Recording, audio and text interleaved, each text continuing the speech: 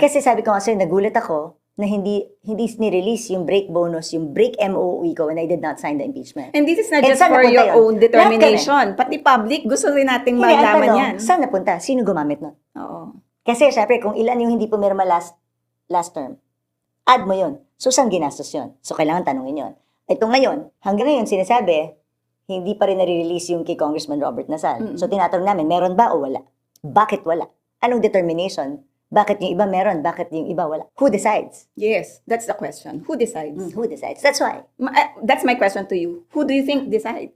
Pinagpapasapasahan kami yun, so I really don't know. So, hopefully, sabi naman ni Kong Erisa, di ba? Kasi this is an entitlement of every member of Congress. And when we approve that budget, di ba? Sa akin, kung wala lahat, wala lahat. Kung meron lahat. Di ba katulad sabi ni Senator Miriam Defensor Santiago noon? Yeah. Sinabi rin niya bakit ang natanggap namin ganito, ang natanggap nila ganyan? Bawal yun. Yung Kafisaro last year was 570 billion. For 2026, is as a 500 billion also. Kaya hindi kumikilos ang ekonomiya ng ating bansa dahil nakaipat yung 1 trillion budget na yun. I feel it's being weaponized. Boss, my bosses. This is not a podcast of colors, not yellow, red, green, blue, or pink. This is a podcast for Filipinos. Those who feel they're not heard, struggling to get by, and those searching for hope. Here, we don't favor personalities. We discuss issues, ask questions, listen to overlooked stories, and challenge power when it forgets the people. Because democracy is not only about the loudest voices, it's also about giving a voice to those told to stay quiet. This is Bosses, ang boss, my bosses. And today, we are pleased to have with us former Congresswoman Bernadette Herrera. Welcome to our show, Bosses. Thank you, hi Ad, and thanks for having me. It's an honor for me to be here. Diretso na tayo sa Yes, mga go ahead. maanghang na tanong because masyadong maingay na sa social media. We've been discussing so many issues, concerns, and topics concerning the budget cycle. And I think being in the Congress for quite lengthy of time, and you have such wealth of experience in how this budget cycle is being done. Tell us or walk us through paano ba ito sa ordinaryong Pilipino. Well, syempre, di ba, it starts from us paying our taxes. So, yung taxes natin, pupunta siya sa Bureau of Treasury. From Bureau of Treasury, siya, andun yung pera, mag-budget call ang DBM so that the departments now can submit their budgets. Bibigyan ng guidance ng DBM kung ano yung budget ceiling ng bawat ahensya. Tapos yung mga ahensya would submit now their budget proposal, and then the budget proposal will now be summarized by the DBM. Then DBM will now prepare the National Expenditure Program. So yun yung budget ngayon ng Presidente. Yung National Expenditure Program, dadalhin ngayon sa amin sa Kongreso kasi the power of the purse belongs to the Congress and House of Representatives siya nagsisimula. So pagkatapos sa amin, syempre, yung NEP, we have to scrutinize the NEP. Kung meron bang sobrang pondo sa isang bagay, may kulang bang pondo sa isang bagay. So that's when we start in the House of Representatives. After sa amin, magiging HGAB na siya. Yun yung General Appropriations Bill. Tapos from our HGAB, pag natapos na kami, we now forward it to the Senate. So the Senate will now do their part. So merong Senate version naman. From the House version, Senate version, because if there are supposed to be disagreeing provisions, so we now form the BICAM. Okay. So from the BICAM, after the BICAM, babalik na ulit siya sa respective houses para i-ratify. And then once read in third reading, pasa na naman siya sa Malacanang para pag napirmahan ni Presidente, it now becomes a General Appropriations Act. Para lang mas malinaw sa atin, ano yung NEP, NEP na tinatawag versus GAA? Ang NEP is the National Expenditure Program. This is the President's budget. The President's budget. Ito yung sinasubmit sa amin para from us, from House of Representatives, we now make changes kung ano yung what we deem fit. So meron kaming i-amend ng mga provisions, may dadagdagan ng pondo, may babawasan ng pondo. Okay. And then from there, magiging... So parang ito yung working budget ninyo? Ng Presidente muna. After NEP, magiging HGAB. Magiging HGAB. Sa House of Representatives. At magkakaroon ng version. Senate version. Tapos afterwards, may BICAM. Pag na-form or na-finalize, nagiging GAA. Once the President signs it, it Okay. now becomes a General Appropriation, Okay. GAA. So, malinaw yon. But, let me ask, saan sa journey na to or saan mo nakikita na nagkakaroon ng vulnerabilities, ng manipulation? Well, syempre, every step of the way naman, Every diba? step. Every step of the way naman. Dahil, syempre, hindi rubber stamp ang Kongreso. So, kung ano yung sinabit ng Presidente sa amin, we have to scrutinize it. Meron kasing minsan yung tinatawag natin, minsan may mga amounts na ang laki, lump sum na alam mong hindi naman matatapos for the year. So yun ang mga bagay na babawasan namin dahil meron naman tayong mga distrito or meron kaming, for example, mga priority programs which gusto naming mas malagyan ng pondo. So doon namin yun ilalagay yun kung saan nakikita namin. So nga, sa mga party list, we have our own respective sectors na gusto naming supportan. Like ako, yung sa solo parents, sa women, sa children. So meron ako mga priority projects na ang wish ko at pinapropose ko, sana doon mapunta. Ganon din naman ng mga distrito. Kung may mga projects sila na hindi na pagbigyan. Kasi syempre, we request we as members of the house, we go around our different constituencies, then sumusulat sa amin ng mayor, ang mga governors, ang mga board members, nagbibigay sa amin ng letter kung ano yung mga dapat gawin sa mga lugar nila. So we now write letters to DPWH na hoping maisama nila sa priorities nila, basta dapat ito shovel ready, dumaan sa RDC and all that. So syempre, pag nakita namin wala siya sa National Expenditure Program, di doon kami magreklamo para hahanapan ngayon namin. Ako, what I do, naghahanap ako ng pwede kong bawasan para pag naghingi ako ng pondo for a certain thing, meron ako mapapakita. O ito, meron namang revenue. Merong sources of funds. Minsan nakakita ako ng double entry. Okay. Same title sa DPWH. O, same title to. So, hindi mo pwedeng sabing walang pagkukunan. So, that's what I do. That's what a lot of members in Congress also So parang does. nagkakaroon ng mga internal negotiations din among congressmen and also Hindi naman sa internal departments. because you have to propose it eh. Okay. So, kaya ang maganda sa amendments, kaya tinatawag siyang amendments pag House of Representatives kasi dumaan pa rin siya sa proseso. Diba? Kasi syempre, pag lalabas yung HGAB, titingnan pa rin kung ano yung mga nabago doon. So, may process pa rin siya. Ganon din sa Senate pag nag-amend sila. Ang pinakamahirap, pag nag-amend ng BICAM. Kasi normally, according to IBP, doon nagiging unconstitutional because it is not a separate house. It is not a separate, chamber. It's not a separate chamber. Ang chamber lang, Senate saka House of So Representatives. kung potential na maging unconstitutional ito, do we say that pag NEP, sure na yung mga budget items No. doon? Not yet. Kasi nga And magtatanggal ka if it's dun eh. GAA also, it doesn't mean also necessarily mean na may budget ito kaagad. Well, unfortunately, yun ang sinasabi ko because GAA is supposed to be a release document. Okay. SARO dapat siya eh. Okay. Yung release document So dapat siya. dapat meron siyang budget Supposed na to talaga. be lahat ng nasa GAA except yung mga tinatawag nating, meron tayong FLR office SARO, yung for later release, or yung for issuance of SARO pa lang. Dahil dapat the whole GAA is already a SARO document. Dapat yan. Pero, pag lump sum or may conditions, yun lang ang dapat naka-FISARO. Unfortunately, nagkakaroon ng FISARO even for those that are in the NEP. Kasi pag nasa NEP yan at pumasok yan hanggang GAA at line item yan, hindi yan pwedeng i-FISARO. Ulitin natin, ano ang SARO at FISARO? Yan. SARO, ito yung allotment order. Special allotment release Release order. order. So, At ang ibig, FISARO ang FISARO is for issuance of for SARO. issuance of SARO. So, ibig sabihin, delayed yung release ng SARO. Pero on two conditions lang yun, Ann. At yun ang paulit-ulit naming sinasabi. You can only make a FISARO for lump sum appropriations within the GAA and those with specific conditions at na sinasabi na, ito, bago mo i-release ito. But for line items and for those in the NEP, for those na dumaan sa NEP, GA, HGAB, Senate, at saka GAA, dapat hindi. Pero, nagiging FISARO. So, nagkakaroon tuloy na hindi tuloy maalis sa isip ng tao na nawe-weaponize siya. Like for example, ako, noong 2025, naka-FLR pa rin hanggang ngayon, or ang for later release and FISARO are the same. Hanggang ngayon naka-FLR. And I think it's because we voted no to the impeachment. So, hindi dapat. Kaya I'm calling the attention of DBM, calling the attention of DPWH, kasi hindi naman nila pwedeng, may validity period pa yan ng 2 years eh. But it seems until now, ang daming naka-FISARO. For your information, ang naka-FISARO for 2025 is nasa mga 500 billion. So, what you're saying, to my mind, kaya yung cycle of magkakaroon ng mga partisans, magkakaroon ng mga favors and unfavors, it's because of nagiging carrot Yeah. on the stick ang budget. Yes, it was a Kung- surprise also okay. for us. So, ganun na ba yung kalakaran nito noon pa? Para, okay, ang administrasyon, kapag ka nagsalita ka ng laban dito, it's like, bata, no? Hindi kita bibigyan lollipop, bawal ngayon kasi you're naughty. Pero kung good and obedient and submissive congressman or congresswoman ka, sige, tuloy ang biyaya. Well, last year's experience seemed that way. because it happened to us and it happened to a lot of us. This year, tingnan natin kasi like I said, ang naka-FISARO last year was 570 billion.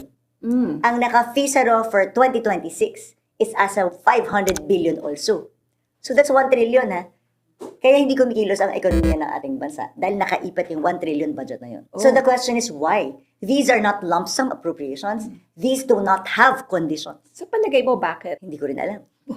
Tignan natin. Ako, well, I feel it's being weaponized. I hope not, but I can't be wrong.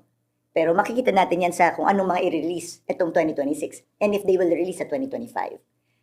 Di ba nawala ng pambayad dun sa Servers. dun sa servers natin. But we have 27 billion in earmarked revenues that can be used precisely for that. O pero nasa ng cash? It's an accounting entry. Di ba yun ang sagot sa akin? Yeah, it's an accounting entry. But it's earmarked eh. Ang sabi sa akin nung nakikipagdebate ako, anytime an agency needs it, it's there. O bakit nung kailangan ng DICT? Bakit wala? So, ibig sabihin, nagamit yung cash. So, walang pambayad para dun sa servers na yun. So, dito sinasabing, yung cash is fungible, should be limited. Otherwise, pag kailangan na ng pera ng ahensya at kung saan namin in-earmark to, then, naging baliwala yung batas namin to earmark it. Lagi nating naririnig ang term na unprogrammed appropriation. Tell us, what's unprogrammed appropriation? Well, unprogrammed kasi is a standby authorization dahil meron tayong mga bagay na, we in Bagong Henerasyon Party List, ayaw namin may unprogram.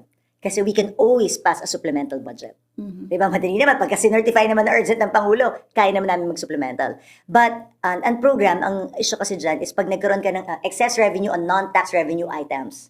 So, kumbaga, yung ina-expect mo, mas tumaas, so meron kang naging extra revenue na hindi mo na i-program. So, ibig sabihin, pwede kang mag-program ng bago kaya sa unprogram. Now, tatlo yan eh. Second, meron tayong kunwari, may pinasa kaming batas ngayon. So, meron siyang gains for next year na hindi naman nasama sa, so magiging unprogram siya kasi may papasok eh.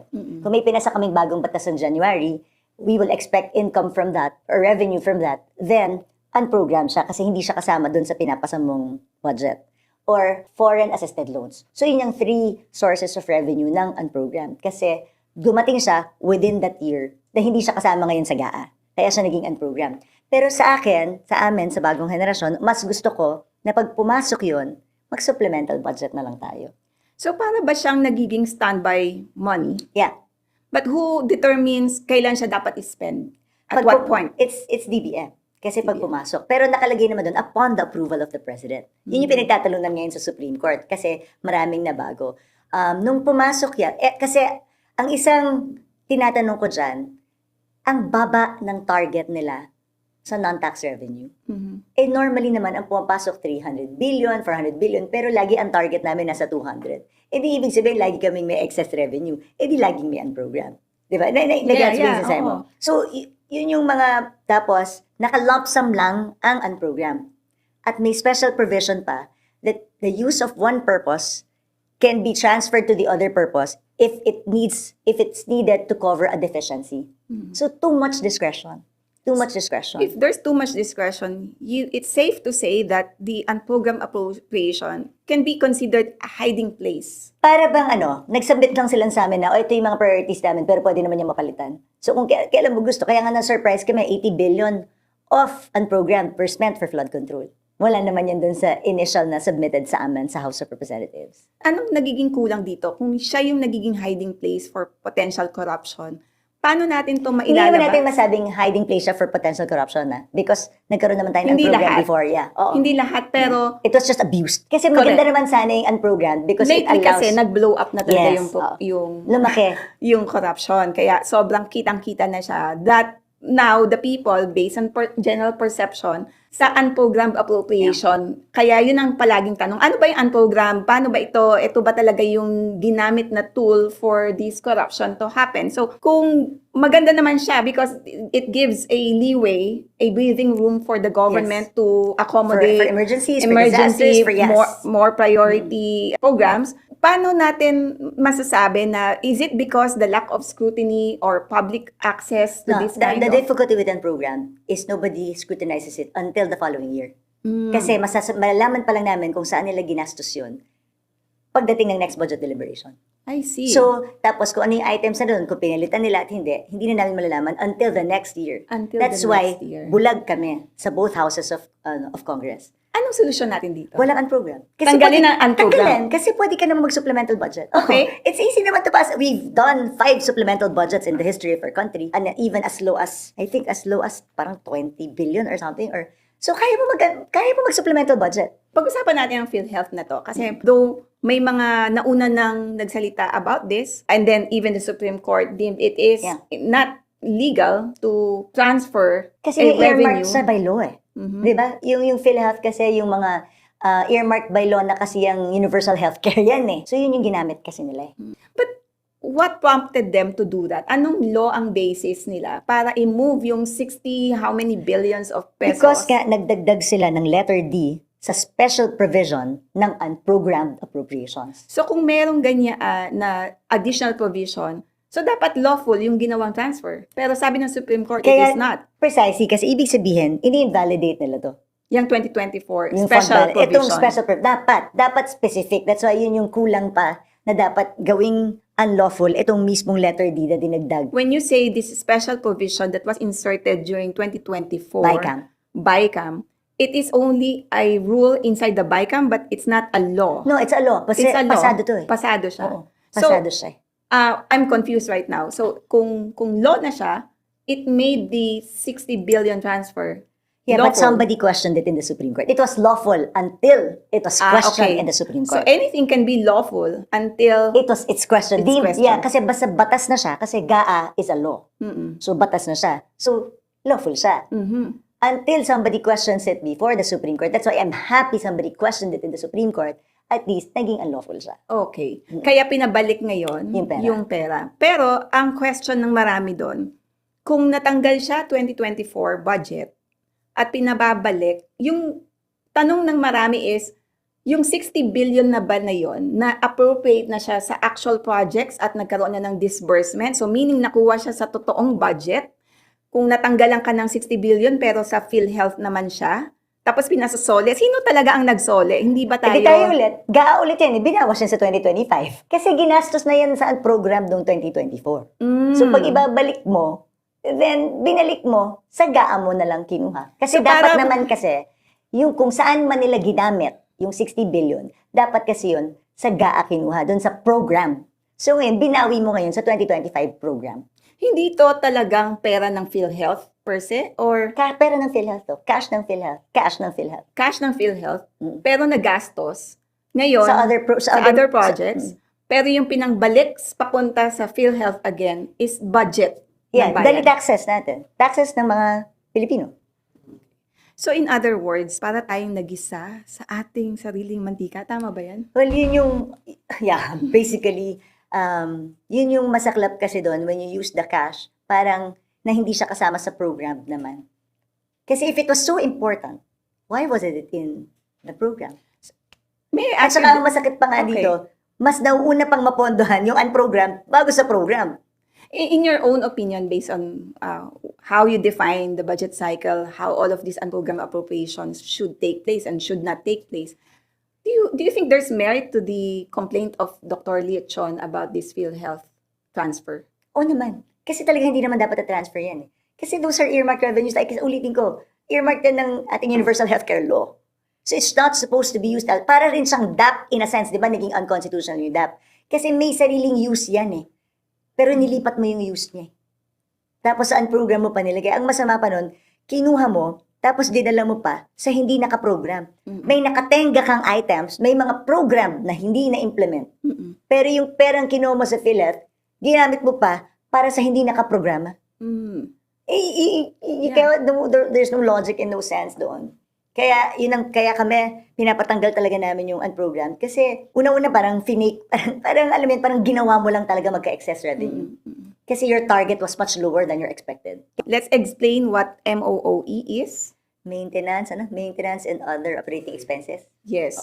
Itong MOOE, parang monthly expense mo to, no? Na gagamitin mo saan? bagay? Representation, travel, supplies, marami, iba-iba. Pasweldo, kasama ba ang pasweldo dito? Hindi, Sa personal yun eh. Personal yun. But allowances, pwede Allowances? dyan, mga pag bang nagkaroon ng mga examples? conferences, nagkaroon ng mga... Ayun, mga travel, representation, supplies, office materials, mga ganon. So, iba-iba. In a normal budget for MOE, Pantay-pantay ba ang bawat kongresista? Yes, pare-parehas kami. Supposed to be. Mm. But, nung inaaral namin yung MOOE ngayon ng Congress, nakita nga namin, well, yung nilabas ni CJ. Siyempre, after she released it, inaral ko. Doon mo makikita kasi, kaya it begs the question now, na dapat tanong yan sa Committee on Accounts in the House of Representatives, kung saan din nila yung mga nilipat nila, inaugment nila kasi from MOOE, from maraming naging nilipat from MOE from one item, tapos nilipat sa ilang items lang, which is the extraordinary and miscellaneous expenses. So, you just mentioned, pagkatapos nilabas ni CJ. So, meaning kung hindi may maglalabas ng citizen about this, hindi ito pag-aaralan? Kasi ibig normally sabihin? yung Committee on Accounts, hindi na namin yan kine-question norm. So, kasi parang, since hindi ka naman nagtatanong, dahil ina-assume mo naman, everything's in order. Mhm. Dahil normally naman, hindi yan kasing laki as it was. Normally. Oo. Okay. Dati kasi hindi naman yan ganyan kalaki. Oo. Ngayon talagang sobra siyang lumobo. When you say sa MOE na pantay, you just assume na pantay-pantay Yes. lahat ng Mm. kongresista Supposed to be, yeah. pare-parehas ang natatanggap. Can we tell the public magkano ba ang natatanggap dapat? Normally meron kaming mga around 1 million per month na pang-operate, kasama na sweldo namin ng sweldo tsaka operating expenses ng aming opisina and district offices. Kasi syempre we go around every time, tapos yung mga district congressman umuwi sila sa kanilang mga probinsya. So kasama yan lahat dun sa MOE namin, pagpapatakbo ng district offices namin. And are you required Tapos to... pang sweldo namin, kasi 5 lang naman ang plantilla ng member ng house. okay. Tapos we just have several consultants. But we have a lot of employees employed under us. So we make use of that MOE specifically for that. Yeah. And you Kaya are may SOCMED team you ako. are required to liquidate that or Liquidation by certification lang Yes. kami. Okay. Now tell us what is liquidation by certification. Pipirmahan lang namin na ginastos namin yun for our district. Ganun lang. Sa normal corporate accounting, normally again, pinakagasgas na word natin to today. Normally, the accountants Up to the would- last centavo. up to the last Yeah, centavo, may resibo. meron tayong Yeah. resibo. Pinang taxi mo, pinangkain mo, school Yeah. supplies, etc. Lahat yan may resibo. Napakahigpit natin in the corporate profession in that environment, but in the government environment, bakit certification? Merong batas na pinasa to formalize that. Dahil ba mahirap mag-reimburse or No, mag-liquidate? because it's just tedious, but I think that's why hindi naman nagrereklamo yung mga tao noon kasi alam din naman nila na ang nalalapitan nila kami. Sana What meron makes one kayong different? dashboard no, na nakikita nyo lahat Well, ng that's- representatives. yan At ito ang- ang mga Yan ang MOE hihingin ng natin. bawat isa. Kasi sabi ko nga sir, nagulat ako na hindi ni-release yung break bonus, yung break MOE ko when I did not sign the impeachment. And this is not And just saan for napunta your yun? own determination. Pati public, gusto rin nating Hindi, ang malaman tanong, yan. saan napunta? Sino gumamit nun? Oo. Kasi syempre, kung ilan yung hindi pumirma last term, add mo yun. So, saan ginastos yun? So, kailangan tanungin yun. Ito ngayon, hanggang ngayon, sinasabi, hindi pa rin nare-release yung kay Congressman Robert Nasal. So, tinatanong namin, meron ba o wala? Bakit wala? Anong determination? Bakit yung iba meron? Bakit yung iba wala? Who decides? Yes, that's the question. Who decides? Who decides? That's why. That's my question to you. Who do you think decide? Pinagpapasapasahan kami yun, so I really don't know. So, hopefully, sabi naman ni Kong Elisa, di ba?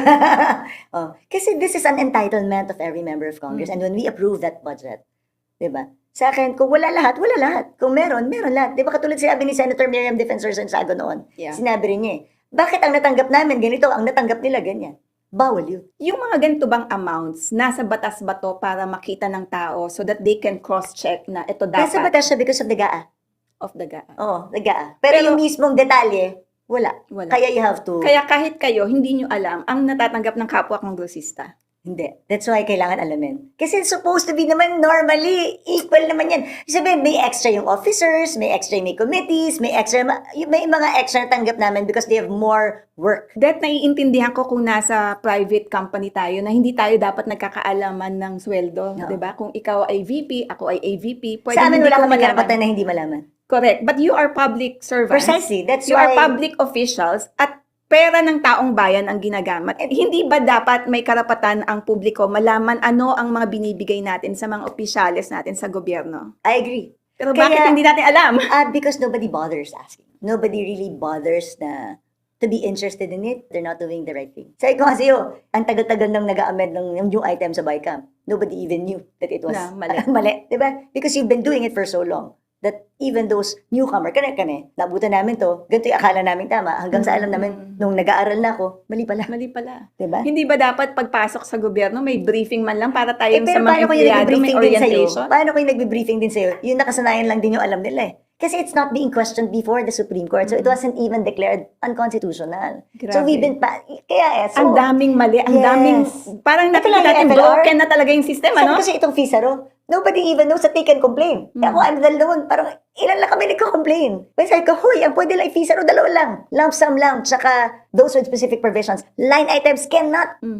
But it's happening. That parting words sa mga fellow congressistas, mga kasamahan natin sa trabaho, anong pwede mong sabihin sa kanila? Well, sa mga dating kasamahan ko sa Kongreso, let's be, importante, let's not be afraid to speak up. Kasi hindi naman to ibig sabihin that we don't speak, na if we speak up, kumakalaban tayo. No, this is our duty to help our country. Tandaan natin, lahat naman ng ginagawa natin, we are representatives of our people.